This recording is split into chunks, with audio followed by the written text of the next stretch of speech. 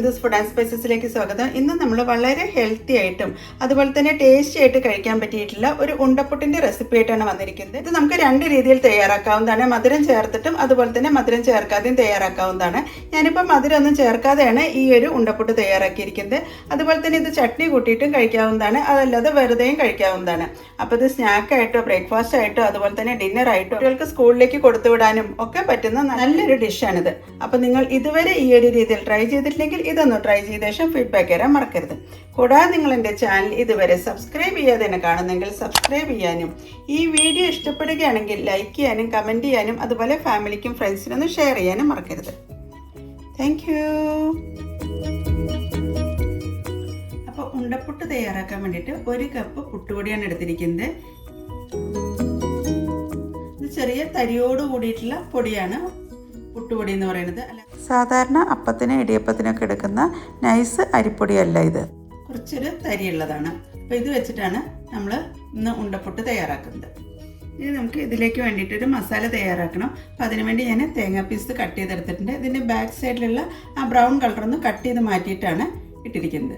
പിന്നെ നമ്മൾ ഇതിലേക്ക് ചേർക്കുന്നത് 5 കൊച്ചുള്ളിയാണ്. പിന്നെ ഇതിലേക്ക് ചേർക്കുന്നത് 1/2 ടീസ്പൂൺ ജീരകമാണ്, അതായത് ക്യുമിൻ സീഡ്. ഇനി ഇതിലേക്ക് ഒട്ടും വെള്ളം ചേർക്കാതെ നമുക്കൊന്ന് ചതച്ചെടുക്കാം. അല്ലാണ്ട് ഫൈൻ പേസ്റ്റ് ആക്കി എടുക്കേണ്ട ആവശ്യമില്ല.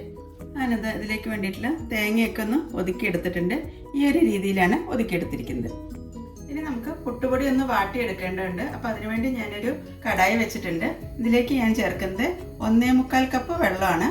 ഇതിപ്പോൾ 1 കപ്പ് വെള്ളം, എൻ്റെ 1 കപ്പ് എന്ന് പറയുന്നത് 250 ml ആണ്. 1/4 കപ്പ് വെള്ളം, അങ്ങനെ 1.25 കപ്പ് വെള്ളത്താണ് നമ്മൾ പൊടി വാട്ടിയെടുക്കാൻ വേണ്ടി എടുത്തിരിക്കുന്നത്. ഓരോ പുട്ടുപൊടിയുടെ അനുസരിച്ച് വെള്ളത്തിൻ്റെ അളവിൽ ചെറിയൊരു വ്യത്യാസം അങ്ങോട്ടും ഇങ്ങോട്ടും വരും. വെള്ളം കുറവാണെങ്കിൽ അല്പം ചൂടുവെള്ളം ചേർത്താൽ മതി. ഇനി അഥവാ വെള്ളം കൂടിപ്പോയി കഴിഞ്ഞിട്ടുണ്ടെങ്കിൽ 1-2 ടേബിൾ സ്പൂൺ പുട്ടുപൊടിയും കൂടി ചേർത്താൽ മതി. ഇനി നമ്മൾ ഇതിലേക്ക് ചേർക്കുന്നത് ഉപ്പാണ്. ഞാനിവിടെ ഇപ്പോൾ 1/2 ടീസ്പൂൺ ഉപ്പ് ചേർത്തിട്ടുണ്ട്. പിന്നെ നമ്മൾ ഇതിലേക്ക് ചേർക്കുന്നത് 1 ടീസ്പൂൺ നെയ്യാണ്. ഇത് ഓപ്ഷനിലാണ്, വേണമെങ്കിൽ ചേർത്താൽ മതി. പക്ഷെ നെയ്യും കൂടി ചേർക്കുന്ന സമയത്ത് നെയ്യിൻ്റെ ഒരു ഫ്ലേവറും അതുപോലെ തന്നെ ഒരു ടേസ്റ്റൊക്കെ കിട്ടുന്നതാണ്. അതിനുശേഷം നമുക്ക് ഇതിലേക്ക് ചതച്ച് വെച്ചിട്ടുള്ള തേങ്ങാപ്പീര ചേർക്കാം. ഇത് 1/2 തൊട്ടിട്ട് 1/4 കപ്പ് വരെ തേങ്ങാപ്പീര ചേർക്കാവുന്നതാണ്. അങ്ങനെ നമ്മൾ ചേർത്തിട്ടുള്ള തേങ്ങയായിട്ട് നന്നായി മിക്സ് ചെയ്തെടുക്കാം. ഇനി ഇത് നന്നായി തിളയ്ക്കുന്നവരെയാണ് വെയിറ്റ് ചെയ്യേണ്ടത്. ഈ സമയത്ത് നമുക്ക് ഇതിലേക്ക് ചേർത്തിട്ടുള്ള ഉപ്പിൻ്റെ അളവൊന്ന് നോക്കാവുന്നതാണ്. ഉപ്പിൻ്റെ അളവ് കുറച്ച് കൂടുതലായിട്ട് മുന്നിട്ട് നിൽക്കണം, എങ്കിലാണ് പുട്ടും പൊടിയും കൂടി ചേർക്കുമ്പോൾ കറക്റ്റായിട്ട് തന്നെ കിട്ടുള്ളൂ. വെള്ളം തിളയ്ക്കുന്നവരെ നമുക്കൊന്ന് വെയിറ്റ് ചെയ്യാം. ഞാൻ നോക്കിയപ്പോൾ കുറച്ച് ഉപ്പിൻ്റെ കുറവുണ്ട്. അപ്പോൾ ആ ഉപ്പും കൂടി നമ്മളിതിലേക്ക് ചേർത്തിട്ടുണ്ട്. അങ്ങനത്തെ നമ്മൾ ചേർത്തിട്ടുള്ള വെള്ളമൊക്കെ നന്നായി വെട്ടി തിളയ്ക്കാൻ തുടങ്ങിയിട്ടുണ്ട്. ഈ ഒരു രീതി ആവുന്നവരെയാണ് നമുക്ക് തിളപ്പിച്ചെടുക്കേണ്ടത്. ഇനി നമുക്കിതിലേക്ക് അളന്ന് വെച്ചിട്ടുള്ള പുട്ടുപൊടിയാണ് ചേർക്കേണ്ടത്. നന്നായി മിക്സ് ചെയ്ത ശേഷം നമുക്കിതിലേക്ക് ഇനി പുട്ടുപൊടി ചേർക്കാം. 1 കപ്പ് പുട്ടുപൊടിയാണ് ചേർക്കുന്നത്. ഇനി നമുക്ക് ഈ പുട്ടുപൊടി നന്നായി മിക്സ് ചെയ്തെടുക്കാം. ഫ്ലെയിം ഒന്ന് കുറച്ച് വെച്ചിട്ട് വേണം മിക്സ് ചെയ്തെടുക്കാൻ. എല്ലാം നനഞ്ഞിരിക്കുന്ന രീതിയാവുന്നവരെ നമുക്ക് ഇളക്കി യോജിപ്പിക്കാം. അങ്ങനത്തെ കംപ്ലീറ്റ് പുട്ടുപൊടി വെള്ളമായിട്ട് മിക്സ് ചെയ്ത് വന്നിട്ടുണ്ട്. പുട്ടുപൊടിയുടെ എല്ലാ ഭാഗത്തേക്കും വെള്ളമൊക്കെ നന്നായി ചേർന്ന് വന്നിട്ടുണ്ട്. കംപ്ലീറ്റ് വെള്ളം അബ്സോർബ് ആയിട്ടുണ്ട്. ഇനി നമുക്ക് ഇതിൻ്റെ ഫ്ലെയിം ഓഫ് ചെയ്യാം. 1 മിനിറ്റ് നേരം നമുക്കൊന്ന് അടച്ച് തന്നെ വയ്ക്കാം. ആ ചൂടിൽ കിടന്ന് പുട്ടുപൊടി ഒന്ന് വെന്ത് കിട്ടട്ടെ.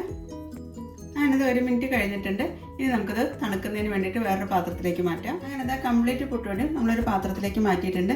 ഇപ്പോൾ ഇത് നല്ല ചൂടാണ്, നല്ല ആവിയൊക്കെ പറക്കുന്നുണ്ട്. ചെറുതായിട്ടൊന്ന് തണുക്കുന്നവരെ നമുക്ക് വെയിറ്റ് ചെയ്യാം. ആ സമയമാകുമ്പോഴേക്കും നമുക്ക് ഇതിലേക്ക് വേണ്ടിയിട്ടുള്ളൊരു താളിപ്പും കൂടി ചേർക്കാം. താളിപ്പ് ചേർക്കണമെന്ന് നിർബന്ധമൊന്നുമില്ല, പക്ഷെ അതും കൂടി ചേർക്കുന്ന സമയത്ത് ഉണ്ടപ്പുട്ടിന് ഒരു പ്രത്യേക ഒരു ടേസ്റ്റും മണമൊക്കെ കിട്ടുന്നതാണ്. താളിപ്പ് ചെയ്തെടുക്കുന്നതിന് വേണ്ടിയിട്ട് ഞാനൊരു പാൻ വെച്ചിട്ടുണ്ട്. ഇതിലേക്ക് ചേർക്കുന്നത് വെളിച്ചെണ്ണയാണ്. 1 ടേബിൾ സ്പൂൺ വെളിച്ചെണ്ണ നമുക്കിതിലേക്ക് ചേർക്കാം. വെളിച്ചെണ്ണ നന്നായി ചൂടായി വരുന്ന സമയത്ത് നമുക്കിതിലേക്ക് 1/2 ടീസ്പൂൺ കടുകാണ് ചേർക്കേണ്ടത്. കടുക് പൊട്ടുന്ന സമയത്ത് നമുക്കിതിലേക്ക് 1/2 ടീസ്പൂൺ ഉഴുന്നുപരിപ്പും കൂടി ചേർക്കാം. പിന്നെ ചേർക്കേണ്ടത് വറ്റൽമുളകാണ്. ഞാനിവിടെ ഇപ്പോൾ 1.5 വറ്റൽമുളകാണ് എടുത്തിരിക്കുന്നത്. ഇതുപോലെ ചെറിയ പീസായിട്ട് കട്ട് ചെയ്തിട്ടാണ് നമ്മളിതിലേക്ക് ചേർക്കുന്നത്. പിന്നെ നമ്മൾ ചേർക്കുന്നത് കറിവേപ്പിലയാണ്. അത് ഇതുപോലെ തന്നെ കട്ട് ചെയ്തിട്ടാണ് ചേർക്കുന്നത്. അങ്ങനെ കറിവേപ്പിലയും അതുപോലെ തന്നെ വറ്റൽമുളകൊക്കെ നന്നായി മൂത്ത് വന്നിട്ടുണ്ട്. ഇനി നമുക്കിതിൻ്റെ ഫ്ലെയിം ഓഫ് ചെയ്യാം. ഈ ഒരു രീതി ആവുന്നവരെ നമുക്ക് ഫ്രൈ ചെയ്തെടുത്താൽ മതി. അപ്പോൾ ഈ ഒരു താളിപ്പ് ചേർക്കുന്ന സമയത്ത് നമ്മുടെ ഉണ്ടപ്പുട്ട് കാണാനൊരു പ്രത്യേക ഒരു ഭംഗിയൊക്കെ കിട്ടുന്നതാണ്. മുളകിൻ്റെയും കറിവേപ്പിലയുടെയൊക്കെ ഒരു ഡിസൈനും കൂടി ഈ ഒരു ഉണ്ടപ്പുട്ടിന് കിട്ടുന്നതാണ്. ഇനി നമുക്ക് കടുക് വറുത്തത് ഇതിലേക്ക് ചേർക്കാം. അതിനുശേഷം നന്നായി ഒന്ന് കുഴച്ചെടുക്കാം. നമ്മൾ ചേർത്തിട്ടുള്ള ഈ താളിപ്പ് പുട്ടുപൊടിയുടെ എല്ലാ ഭാഗത്തേക്കും ആവുന്നവരെയാണ് മിക്സ് ചെയ്തെടുക്കേണ്ടത്. അങ്ങനെന്താ ചൂടൊക്കെ ചെറുതായിട്ട് കുറഞ്ഞു കഴിയുമ്പോൾ നമ്മൾ ഇതുപോലെ ഒന്ന് സോഫ്റ്റ് ആകുന്ന രീതിയിലൊന്ന് കുഴച്ചെടുക്കാം. നമ്മളിതിനകത്ത് നെയ്യൊക്കെ ചേർത്തുകൊണ്ട് തന്നെ നല്ല സോഫ്റ്റ് ആയിട്ട് തന്നെ കുഴച്ച് കിട്ടുന്നതാണ്. ഒട്ടും കയ്യിലേക്കൊന്നും ഒട്ടിപ്പിടിക്കുന്നതല്ല. ഇനി നമുക്ക് ചെറിയ ബോളായിട്ടൊന്ന് ഉരുട്ടിയെടുക്കാം. അപ്പോൾ ഇതിൽ തന്നെ കടുകും അതുപോലെ തന്നെ കറിവേപ്പിലയും മുളകിൻ്റെയും എല്ലാം നമുക്ക് ഈ ഒരു ബോളിലൂടെ കാണുന്നതാണ്. കാണാൻ തന്നെ നല്ലൊരു ഭംഗിയായിരിക്കും. കയ്യിലൊന്നും ഒട്ടും എണ്ണയൊന്നും പുരട്ടേണ്ട ആവശ്യമില്ല. അല്ലാതെ തന്നെ നമുക്കത് ഉരുട്ടിയെടുക്കാവുന്നതാണ്. അങ്ങനെ നമ്മൾ ഉരുളിയൊക്കെ ഉരുട്ടാൻ തുടങ്ങിയിട്ടുണ്ട്. അപ്പോൾ കുട്ടികൾക്കൊക്കെ കൊടുക്കുന്ന സമയത്ത് ഒരു ടേബിൾ സ്പൂൺ പഞ്ചസാരയും കൂടി ചേർത്തിട്ട് വേണമെങ്കിൽ കൊടുക്കുകയാണെങ്കിൽ ഈ ഒരു ഉണ്ടപ്പുട്ടിന് ചെറിയൊരു സ്വീറ്റും കൂടി കിട്ടുന്നതായിരിക്കും. അങ്ങനെ നമ്മുടെ ഉണ്ടപ്പുട്ടെല്ലാം ഉരുട്ടി കഴിഞ്ഞിട്ടുണ്ട്. ഇനി നമുക്കത് സ്റ്റീമറൊന്ന് സ്റ്റീം ചെയ്തെടുക്കേണ്ടതുണ്ട്. അപ്പോൾ അതിനുവേണ്ടി ഞാൻ സ്റ്റീമറിൻ്റെ മുകളിലത്തെ തട്ടാണ് എടുത്തിരിക്കുന്നത്. ഇതിലേക്ക് അല്പം വെളിച്ചെണ്ണ ചേർക്കാം. സ്റ്റീമറിലേക്ക് നമ്മൾ കുറച്ച് വെളിച്ചെണ്ണയാണ് സ്പ്രേ ചെയ്യുന്നത്. അതിനുശേഷം ഒരു ബ്രഷ് വെച്ച് വെളിച്ചെണ്ണ എല്ലാ ഭാഗത്തേക്കൊന്ന് സ്പ്രെഡ് ചെയ്യാം. ഇനി നമുക്കിതിലേക്ക് ഓരോ ഉണ്ടപ്പുട്ട് വെച്ചാണ് വേവിച്ചെടുക്കേണ്ടത്. കാരണം ഓൾറെഡി നമ്മുടെ ഈ ഒരു പുട്ടുപൊടി പകുതി വെന്തിട്ടുള്ളതാണ്. അപ്പോൾ ഓരോ ഉണ്ടപ്പുട്ടായിട്ട് നമ്മൾ സ്റ്റീമറിൻ്റെ മുകളിലത്തെ തട്ടിലേക്കാണ് വെക്കുന്നത്.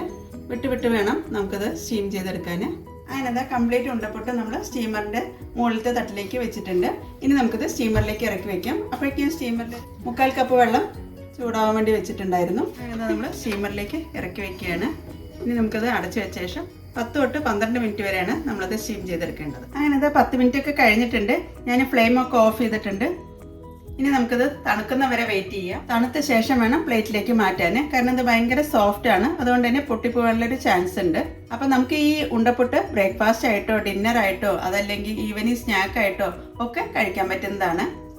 അപ്പോൾ ഈ ഒരു വലുപ്പത്തിൽ ഉണ്ടപ്പുട്ട് ഉണ്ടാക്കിയ സമയത്ത് എനിക്ക് 14 ഉണ്ടയാണ് കിട്ടിയത്. അപ്പോൾ ഈ ഒരു ഉണ്ടപ്പുട്ട് നമുക്ക് മധുരം ചേർത്തിട്ടും തയ്യാറാക്കാവുന്നതാണ്. അപ്പോൾ കുട്ടികൾക്കൊക്കെ കൊടുക്കുകയാണെങ്കിൽ മധുരം ചേർത്ത് കൊടുക്കുകയാണെങ്കിൽ കുട്ടികളൊക്കെ ഇഷ്ടത്തോടു കൂടി തന്നെ കഴിക്കുന്നതായിരിക്കും. ഈ ഒരു ഉണ്ടപ്പുട്ട് നമുക്ക് തേങ്ങാ ചട്നിയുടെ കൂടെ നല്ലൊരു കോമ്പിനേഷനാണ്. ഇനിയിപ്പോൾ സ്നാക്കായിട്ടാണ് കഴിക്കുന്നതെങ്കിൽ ചട്നിയുടെ ആവശ്യമില്ല, വെറുതെ തന്നെ നമുക്കത് കഴിക്കാവുന്നതാണ്. അങ്ങനെ നമ്മുടെ ഉണ്ടപ്പുട്ടൊക്കെ ഒരു സെർവിങ് ഡിഷിലേക്ക് മാറ്റിയിട്ടുണ്ട്. അപ്പോൾ വളരെ ടേസ്റ്റി ആയിട്ടും അതുപോലെ തന്നെ ഹെൽത്തി ആയിട്ട് കഴിക്കാൻ പറ്റിയിട്ടുള്ള നല്ലൊരു ഡിഷാണിത്. അപ്പോൾ ഇത് ബ്രേക്ക്ഫാസ്റ്റ് ആയിട്ടോ ഡിന്നർ ആയിട്ടോ അതുപോലെ തന്നെ സ്കൂളിലേക്ക് കുട്ടികൾക്ക് കൊടുത്തു വിടാനോ ഒക്കെ പറ്റുന്നതാണ്. അപ്പോൾ നിങ്ങൾ ഇതുവരെ ഈ ഒരു രീതിയിൽ ട്രൈ ചെയ്തിട്ടില്ലെങ്കിൽ ഇതൊന്ന് ട്രൈ ചെയ്ത ശേഷം ഫീഡ്ബാക്ക് തരാൻ മറക്കരുത്. Thank you.